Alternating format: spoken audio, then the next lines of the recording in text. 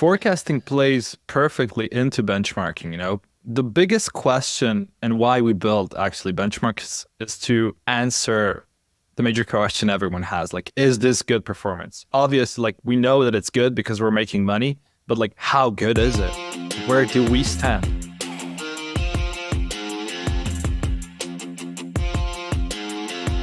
Welcome to the How Leaders Think podcast, the show that transforms you by renewing your mind and giving you new ways to think. I am your host, Kenny Lange, and with me today is the Fedor Simic. Haha, got it. Let's record it, and that's the end of the episode. Just kidding. He is the partnership manager at Databox, which is a data analytics and visualization company. And now we're featuring benchmarks. Got lots of good things to say about that, and I'm sure it's going to come up. But he comes from a small town in Serbia. He started at Databox in customer support and worked his way up to partnership manager in less than 2 years, which is amazing, where they are building a huge partner program, a new one, because they have two. Boop. Right? Yeah. Got Databox partner and benchmark partner. And those are some cool things that we'll talk more about during the summer. He loves his tennis. And if you get a chance to him, just private message him on LinkedIn and just ask him all about tennis and his tennis club. But he loves going to the gym and which are some of his hobbies, but he also loves to shred on a snowboard in the winter season. Welcome to the show, Fedor. Thank you, Kenny. It's a pleasure to be here. Can't believe we got together. Yeah, it's amazing that this started, that we actually were able to hit record for many reasons. And if you want the behind the scenes, it's been a great conversation already. We're 40 minutes in and we're just getting started. Well, tell me, what is on your mind today? What isn't? There's so many things, This year is really big for me. I'm getting married for the first time ever, hopefully the last time as well. So Amen. That's already one big thing I'm thinking about. And then we're building, I wouldn't call it like our first partner program, but actually like our real first partner program here at Databox. And I've been put in one of the driving seats in it. So I've been working closely with Pete. He already did it at HubSpot, so now he's doing it at Databox, but completely different. And we're just trying to do it, accomplish it. And it's a huge thing. I never thought I would end up here, starting at customer support, then being in all those other supporting roles. And what I'm doing is just completely different. And it scares me and it excites me every day of the week, You just don't know what you're going to wake up to. If it doesn't scare you, you're not going big enough, right? Well, real quick, for those who, I mentioned a few things about Databox, but I'm sure you have the company line. But for those who are unfamiliar with Databox, and then you also mentioned Pete, your CEO, can you just give a little bit of background context as to what Databox is, and maybe just a little bit about Pete? Shout out, he's a previous guest. Go check out his episode. But yeah, share a little bit about that, and we'll see where this takes us. I actually listened to that episode. It was awesome. He was really excited to talk with you. He had the beanie on and everything. He always has the beanie on. That's his trademark. So, Databox is a easy-to-use analytics platform where you can connect your data, visualize it, and track it in one place. And you can also benchmark it. Benchmarks, that's a feature that we've started developing at the beginning of last year, and then basically built it up mid this year. And then we kind of started partnering with other people to create benchmark groups. So it's a place where you can compare your company's performance to other companies, industries, completely anonymously. And it's really accurate because it pulls the data directly from the integration. And it's always up to date. So like anytime you go, you join a group for free, of course, and you will be able to see how you compare to last month's data. So it's always going to be looking at last month's data, and it's going to show you where you stand within the cohort.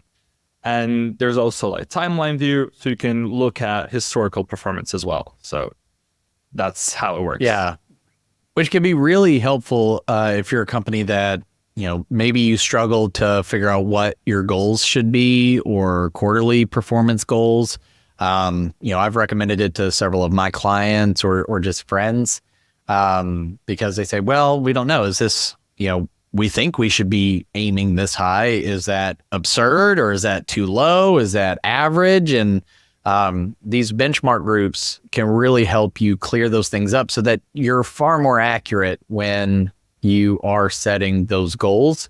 Or you may just want to look at what are those top 25%, how are they performing? And if that's part of your mission or drive is to be a top 25% performer in your industry, well, now suddenly you can see what exactly tangibly that means, which I think is a beautiful thing that Databox is offering. One of the other things, and maybe there's will be a right time to talk about this, is also including some of the forecasting data, which is getting more and more powerful in the platform in terms of the ability to look at where actually will we end up instead of just randomly guessing where we'll be at the end of the year or in a couple of years, especially if we're trying to hit some big benchmarks. So there's a lot of cool things that you can do now that when I first joined the partner program, when I had a HubSpot agency back in 2015, 2016, just were flat out not possible. So cool stuff. And they're pretty to look at. And who doesn't like a pretty report? Forecasting plays perfectly into benchmarking. The biggest question and why we built actually benchmarks is to answer the major question everyone has, like, is this good performance? Obviously, like, we know that it's good because we're making money, but like, how good is it? Where do we stand, right? So like, when you join a group, you'll immediately know that. You'll see this is going good. This is okay. This is something that we need to work on. So like, if your sessions are really good, you don't need more people on your website, but maybe you need to work on your engagement rate, your conversion rate. So it just points you in a direction where you should go, and then you can take action on it. So you can set goals for those things you want to work on, and then you can use the forecasting feature to see where you can end up with, and then what you need to do to get there. That's pretty much how you can work on and execute upon that. So it's just going to push you in a direction and tell you where to go, and then you just go. Right.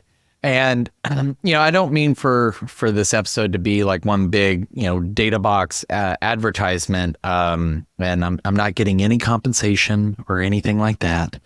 As you'll have to do the hard work and watch all the videos on the course, which, Fedor reminds me of more often than he probably cares to admit.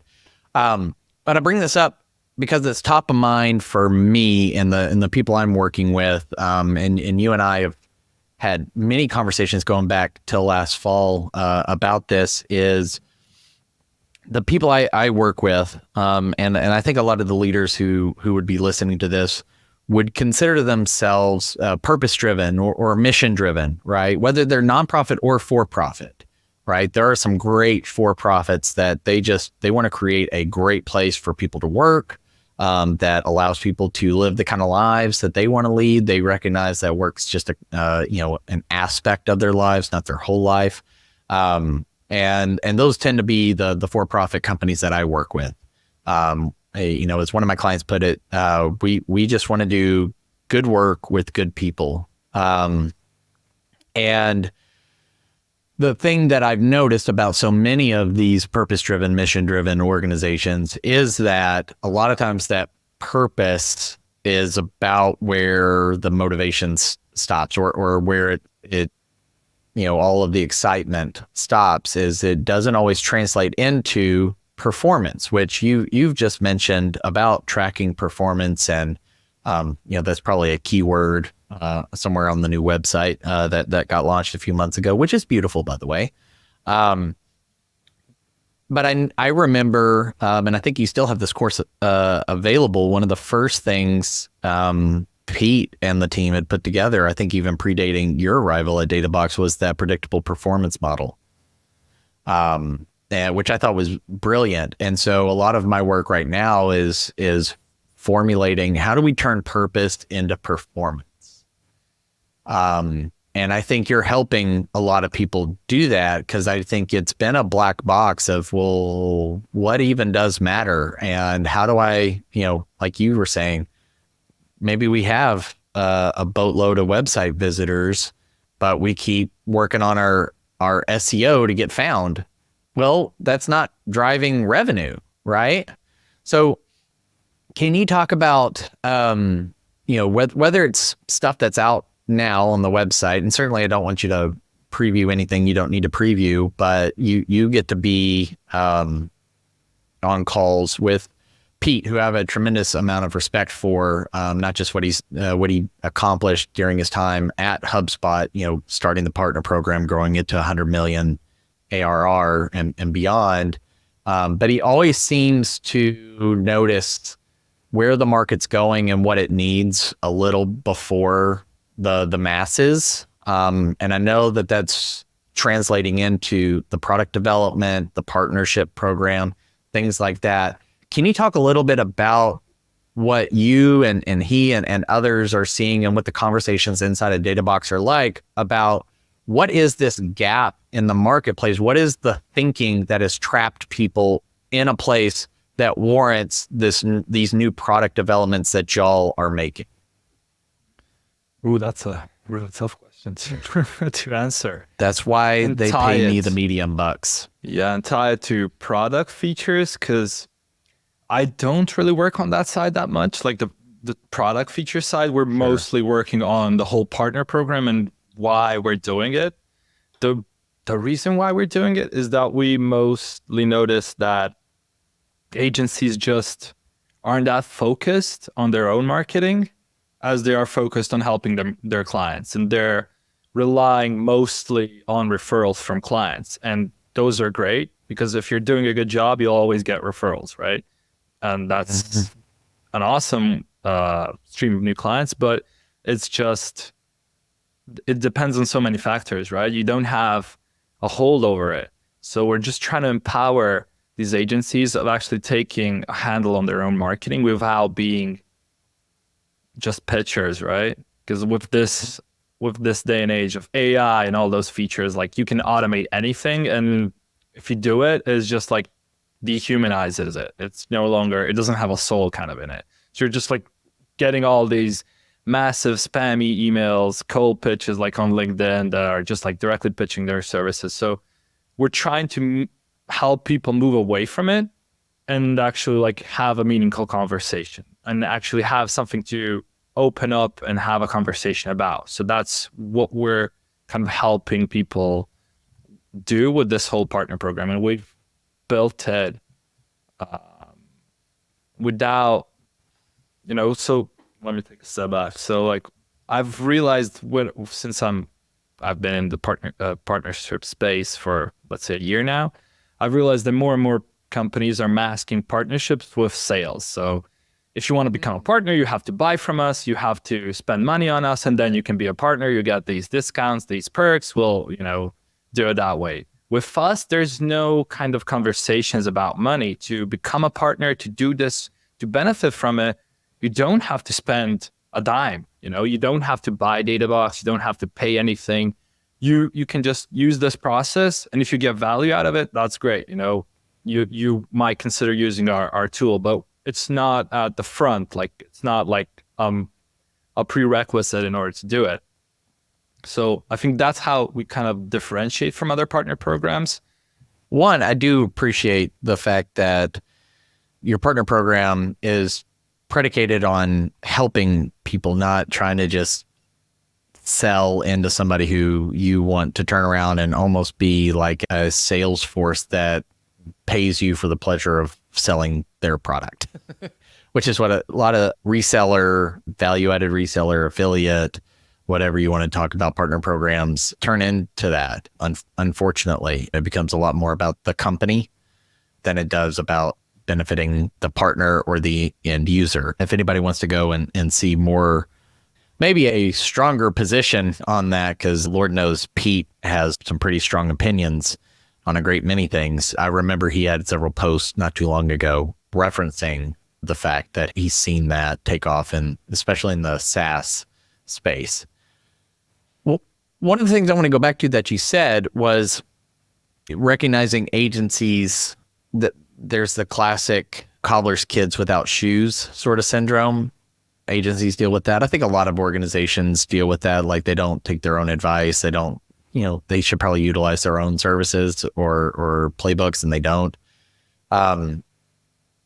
Is this benchmark partnership, is it only for agencies, digital marketing agencies, HubSpot partner or solution partner agencies, or are y'all seeing that this way of looking at benchmarks and data and original research, can it apply to a broader set of organizations as a way to learn more about their customers, but also maybe create sales without being slimy? Well, the partner program, it's designed for agencies, consultants, but we had partners that are other SaaS tools, right? Like we've partnered with our direct integration partners. So we did one with ActiveCampaign, we did one with CallRail. So it's not exclusive to agencies or consultants, but it's more tailored towards people selling services to specific types of niches, let's call it.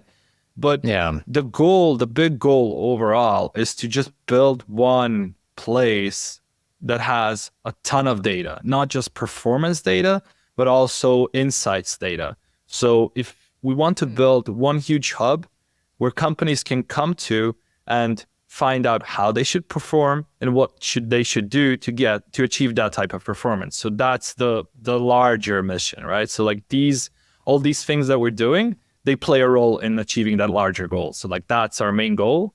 And these partners, everyone that does this with us, every company that contributes, everyone that takes a survey, they're all contributing to this one goal, which is creating this massive library of information and knowledge and data.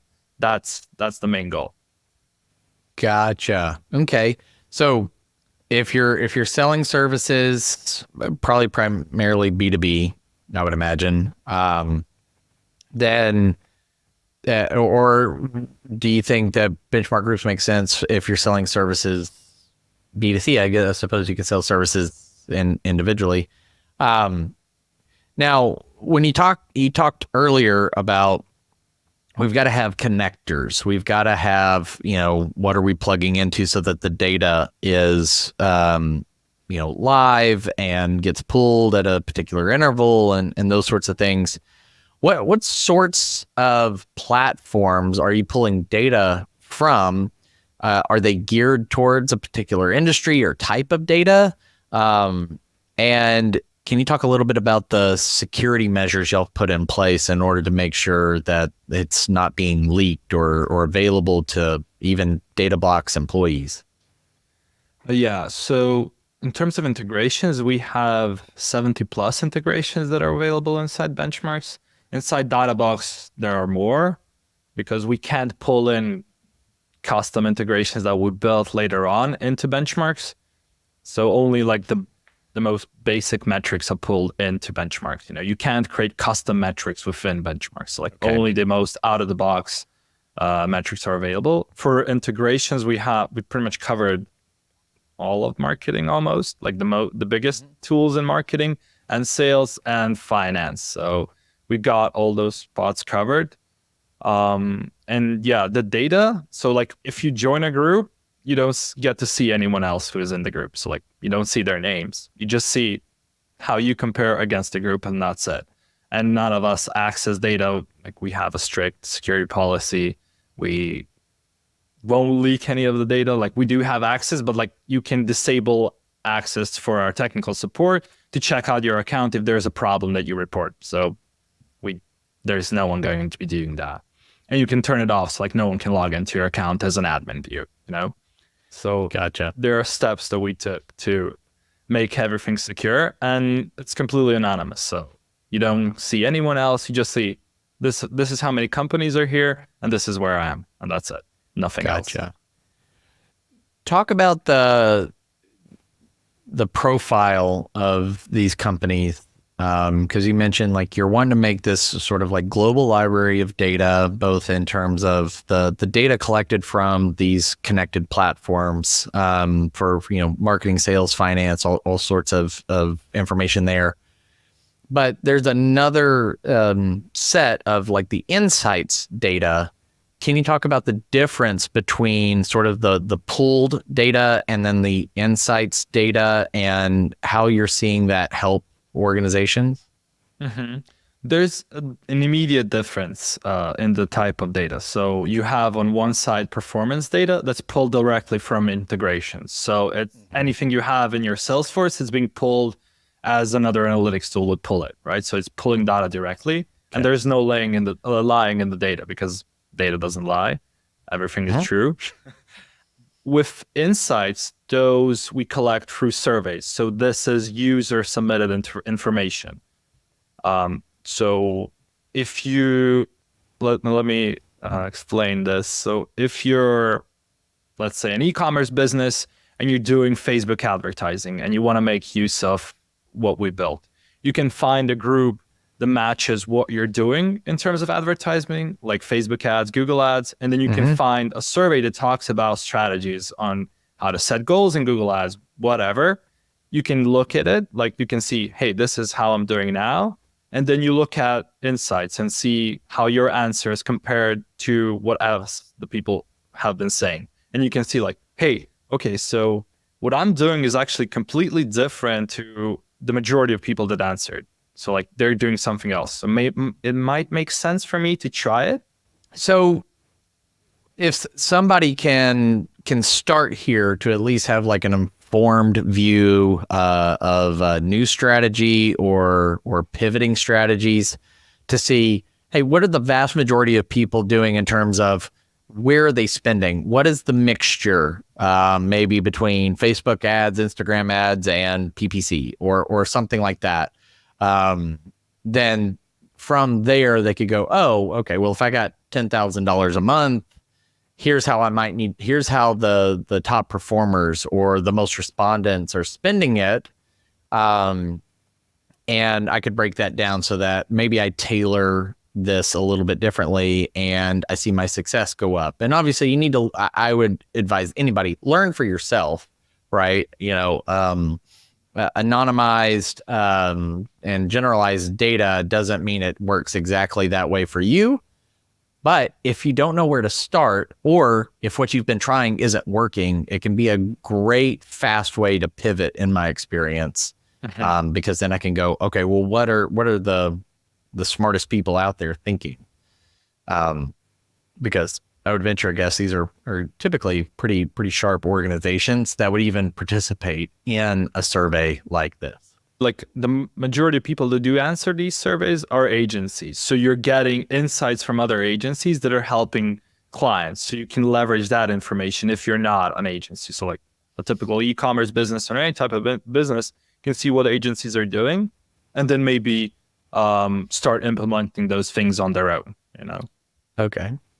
Yeah, you can sort of learn from agencies without having to hire one. Not that you shouldn't. Go hire my agency friends. They need they can help you. They'll customize something for you, but it could be a great, I think that there's a lot of steps in between doing nothing and paying the fees for a really sharp agency, like a lot of your partners are. You may need to stair step your way up to that if that's not something you've engaged in before.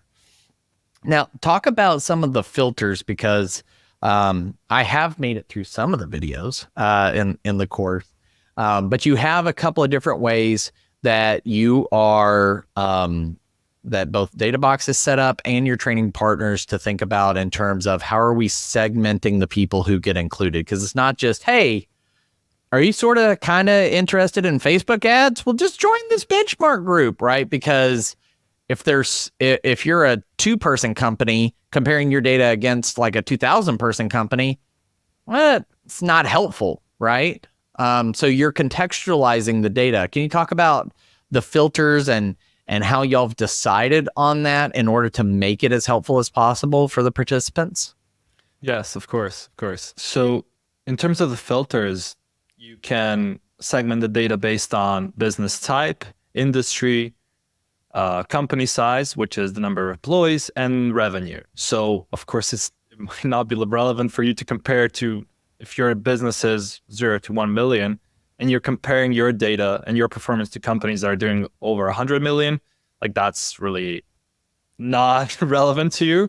Or Right. you're a restaurant comparing to, I don't know, stores on Shopify, like e-commerce businesses, that's also totally irrelevant for you. But you can find your own industry and niche and compare directly to people that are similar to you. You know, it might not be a restaurant in New York comparing themselves to another restaurant in New York, but you're comparing yourself against other restaurants of this revenue range, of this size. So it's still really relevant data. But as we build this massive data set, that comparison will one day be possible. You know, so by contributing, you're kind of paving the way towards that whole data set and towards those comparisons being feasible one day.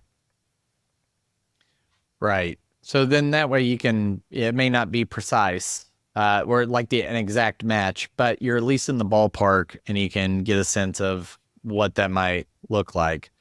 Give us a sense of how many participants, across and how many studies you have going on, right now.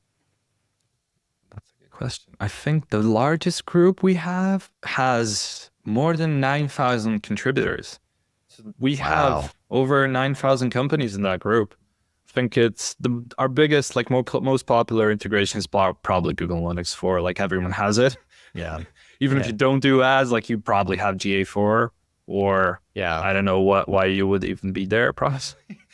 Like you probably don't even have a website or what. Hey man, I'm anti Google on a few things, and I'm sure they're gonna transcribe this, and I'm gonna get an email about it. But we do have alternatives like Matomo.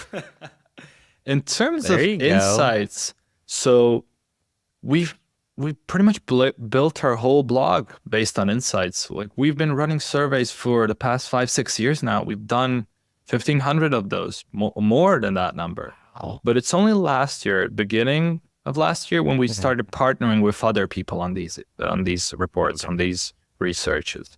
And we've done maybe 50 with other people so far, maybe more, probably like 60, 70, but it's somewhere in that range. So not as many, but we have a bunch of experience doing it. We have a market research analyst that knows how to design those. So she still hasn't designed yours, but she will one day. One day. I just throw problem questions at them. How many benchmark groups are active currently? Several hundred.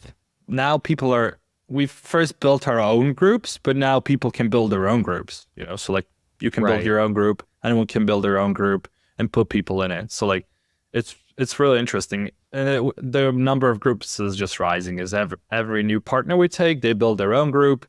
And so we're going to end up with thousands of groups, but we're probably going to remove our groups at one point or just switch to people looking at individual metrics and building reports off that. We still haven't figured that part out, but we have a lot of groups. So like you can find a group on anything, Right. Gotcha. So it's not so, while they are specific, there's so many different ones that the likelihood you don't find one that somehow fits your business or your organization type or structure or something like that is probably pretty low at this point. Is that fair to say? Yeah. In terms of groups, I think there's still some missing, but you can just use Benchmark Explorer. You can go into Explorer, pick metrics that you want to view benchmarks for, and then apply all these filters that I mentioned, and then gap the benchmark. And so that's a really easy way. You don't even need to connect any of your data to view it. So you can already get a glance of what the performance looks like. So you can pretty much go in, sign up for a free account, find the metrics you want to benchmark, look at the numbers, and then internally compare, like off the website, compare your numbers to those numbers. So you can do it that way, but still makes more sense to sign up and join a group and then see the charts, because I think that's going to give you the percentage range of where you are. Here you would have to do a bit it makes of math. it a little bit more specific or personally applicable. Yep. Being that you are, like you said, you're in a great driver's seat for building the partner program.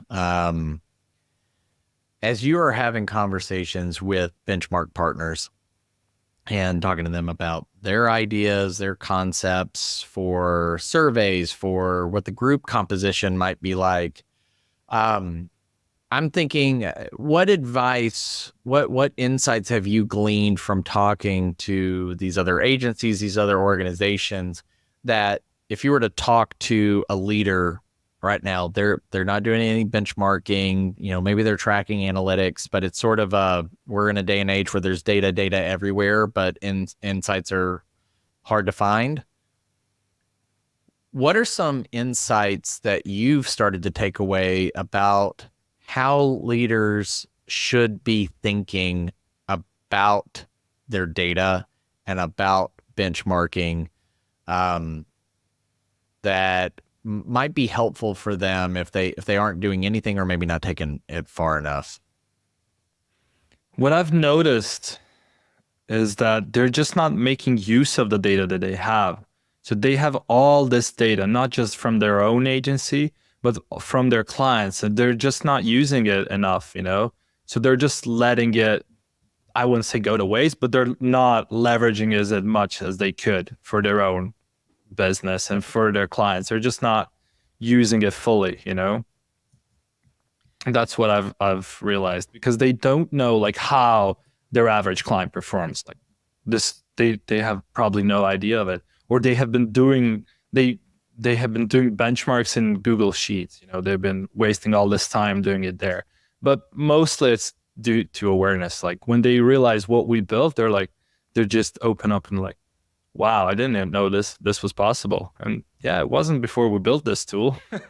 So yeah. Or it was very, very expensive to go and get a study done that helped them see where they fit, like a Gartner, Forrester type organization that, is usually reserved for like your Fortune 100, Fortune 500 companies would do a big study to say where they fit in the marketplace. But that's out of reach for, probably 97%. I'm just making stats up, but for a vast majority, 99 out of 100 probably can't afford a study like that.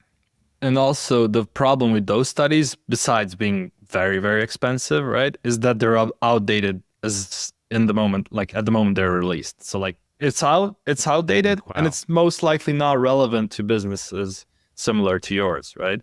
Plus, to create that study, you need to complete really long survey forms. So there's also like that issue with the data being not that accurate, So there's so many like problems. It's still good information. Probably a lot of people have cited the information in their own content, But this way you can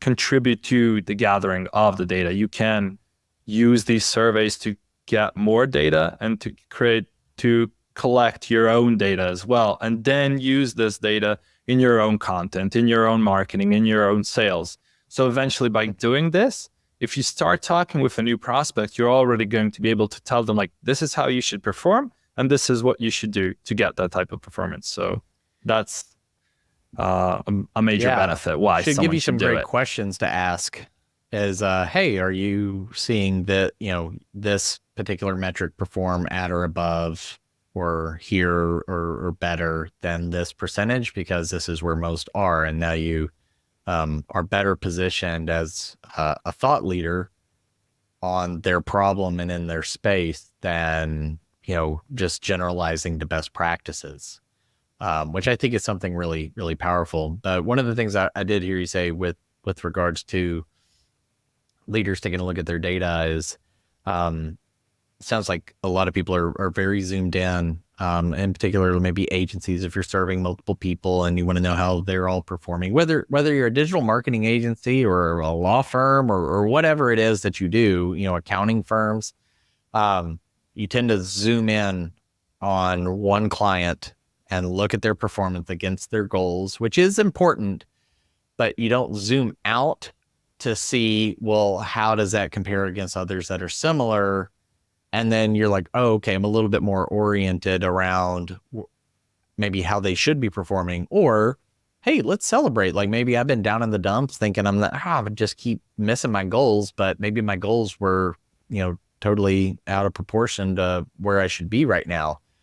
Because most of the people who are putting out content are those mega large enterprise level companies who say, well, here's our percentages, and here's how our profit per person or our lifetime value or our whatever it is, and we all take it and go, yeah, well, that's how we should be performing. It's one of the reasons why sometimes it bothers me when when I hear people cite all these leadership lessons from the enterprise, from like Steve Jobs did this, that, and the other thing, and so did Elon Musk, and Nutella was saying that. Like, okay, great, but do you understand that their context is so wildly different from the vast majority of any organization in the world, that what they need to do and say and approach things isn't the same as you? And considering that, at least here in the US, I think it's, I forgot the percentage, but the number of businesses, the percentage of businesses that fall into the small business category, which is like less than 500 people, and I believe less than 20 million in gross revenue, make up, anywhere from 80 to 90% plus of our businesses. Their context is so different, it doesn't always translate and apply. And it seems like Databox is giving those organizations a chance to look at things through a more similar lens so that they can apply what they need now. Maybe one day they need those lessons and they can do what they do. But for right now, what they need to do next is probably very different. Is that out of line, or do you think that that's accurate from what you've been seeing as you've onboarded more partners and just more organizations onto the Benchmark platform? I think that's really accurate. You explained it so well, probably better than I would. Hey, we can clip this out and put it on the website. How much do you want for it? What is the price? I just want a link back, man. Like I see y'all's organic reach. That's all I want is a link. You're one of those guys. Okay. I'm one of those. You bet your sweet bippy. Now, Fedor, I think that because of my fascination with performance data metrics, that was honestly one of the things that was a strong suit of mine with my agency and another agency I worked at. I usually got called in to help, let's interpret the data and make insights out of it for clients. I love doing that sort of stuff. So I could probably talk for forever and chase a few rabbit trails along the way.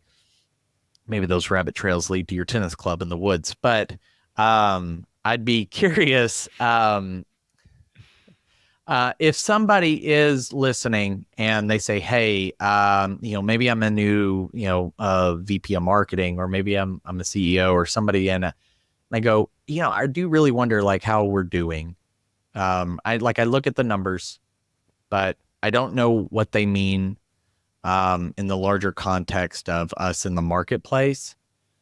What's something or an action that they can take in the next 24 hours that would cost them little to no money so that they can make some progress towards really understanding what their data and performance metrics mean? Yeah, you can just go to benchmarks.databox.com, sign up for a free account, and find a group that has companies that are similar to yours. Join it, and that's it. It's completely free, and you can do it in less than 5 minutes. It's really, really easy. That. If you are an agency or consultant and you want to see how you can use benchmarks to create your own content for your sales and your client services, you can access our free course that we published. So, okay, those are some easy steps to take. We'll link those up. I encourage everybody go check that out. I mean, if you listen to this whole thing, obviously we're crazy and wild. And Fedor and I, we have a great time. We laugh a lot on our other calls. And so I hope this was enjoyable for everybody, but do go check this out. It will, I think, make you smarter, make you better, and help you improve how you can help people along the way. If somebody wanted to know, more about you and your work, because you're putting out some content, sharing your learnings, along the way, not just on podcasts, but, a lot of times online, where would you send them? To my LinkedIn profile. I think that's the easiest way to connect and have a chat. He is a great follow. He's always sharing different things that he's coming across, things that were new, things that partners are learning that he's gleaning from conversations. So he's a great account to follow. So we'll link that up. Go follow, connect with him. And then if you have any follow-on conversations, obviously you can message him. He's always happy to answer questions and help you get started or connect you with people that can help you. If you enjoyed this conversation, if this was helpful to you, number one, I'm glad, I'm happy because I'm making good on, what I hope to accomplish through this podcast. But please like, subscribe, share, rate, review, whatever you can do to get this in front of more people. Until next time, change the way you think, you'll change the way that you lead. We'll see ya.